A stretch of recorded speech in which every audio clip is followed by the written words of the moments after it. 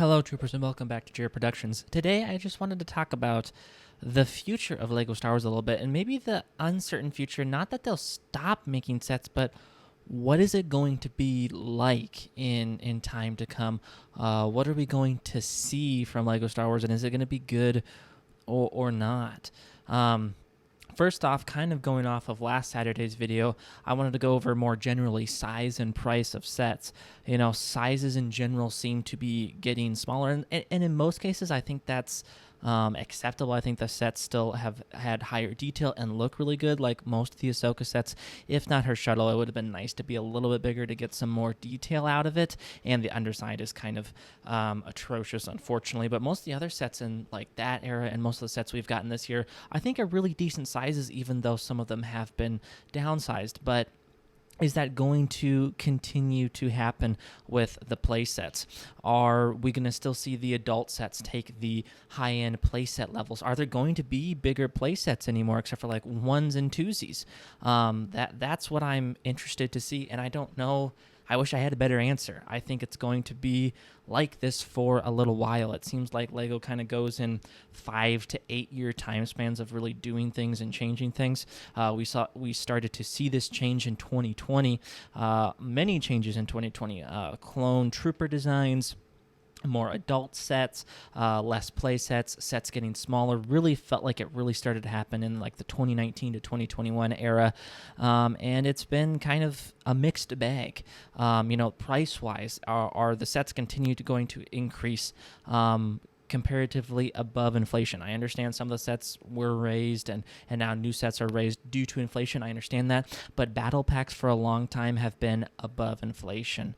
Maybe they've caught up now, but they raised them to 20 sooner than they technically needed to per inflation, but people were still willing to buy them. And I understand buying and selling and making a profit. I understand that if we're willing to pay for it, but like where's going to be that line price-wise where we say this is too much? Like the new Rebels and Stormtroopers quasi-store exclusive battle pack, quote-unquote, for $45 for only 7 figures, when if those two battle packs were by themselves, they'd be $40. Yeah, you wouldn't have the extra fig, but you'd have 2 battle packs with 2 extra figures. You're missing 2 figures.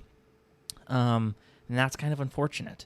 Are we going to continue to see trends like that people are still willing, that we as the community are still willing to pay for, and yet have a lesser of a product? I don't know. It's just there's certain aspects that concern me. I think the design overall of most sets is actually really, really good. I think they're still improving, even though I still think most of the designs from like the 2014 era on are some amazing designs. They're still finding ways to even improve them now. I think the ATTE is a shining example of still being relatively the same size, but just getting just finer details into it and overall making a better set. Yes, more expensive, but there are more pieces to make it a better set, and you did get a little bit more. You had a lot more figures in this ATTE. But overall, just that's a really good example, but an example of, again, the size going down and the quality suffering for it is the Coruscant Guard gunship. It's supremely, I would say, inferior design-wise to the previous Republic gunship, and that's kind of unfortunate, where the ATTE kind of got a similar treatment in size-wise, and it looks amazing. The Ghost kind of took the Coruscant Guards probably where it should have been, the price point that would have been still maybe a little bit smaller, but really been a really good design.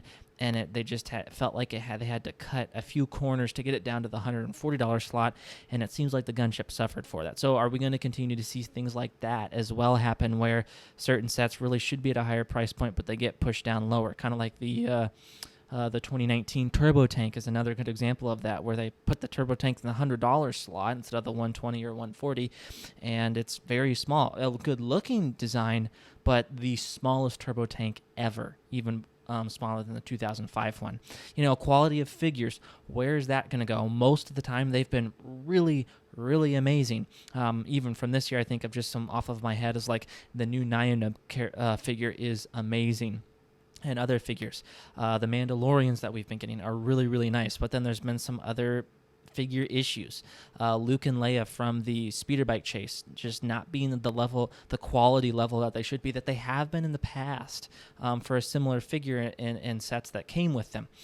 Clone Troopers, I know we talk about it a lot, but Clone Troopers, they seem to keep helmet mold designs for about 8 to 10 years. Does that mean we're going to have helmet holes for the next 10 years? Not necessarily the next 10 years because we've already had them now for 2 years, but are we still going to have them for the next 6 or 8 years? Are they going to make the quality of the clone troopers go back up? When are we going to see that?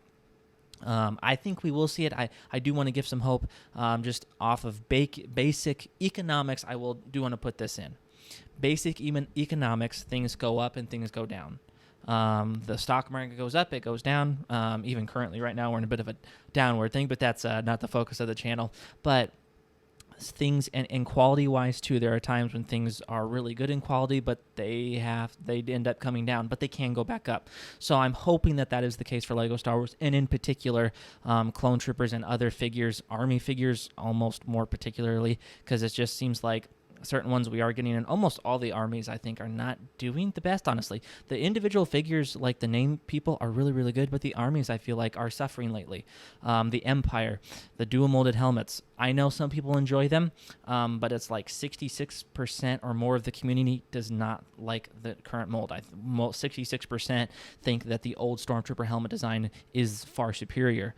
We haven't been getting that many Stormtrooper variants. Now, some other things, though, have been really good, like the Snow Troopers look pretty decent. The Scout Troopers are amazing. One of the best Imperial figures ever. Getting the Snow Trooper or the Snow Scout Trooper is really, really cool.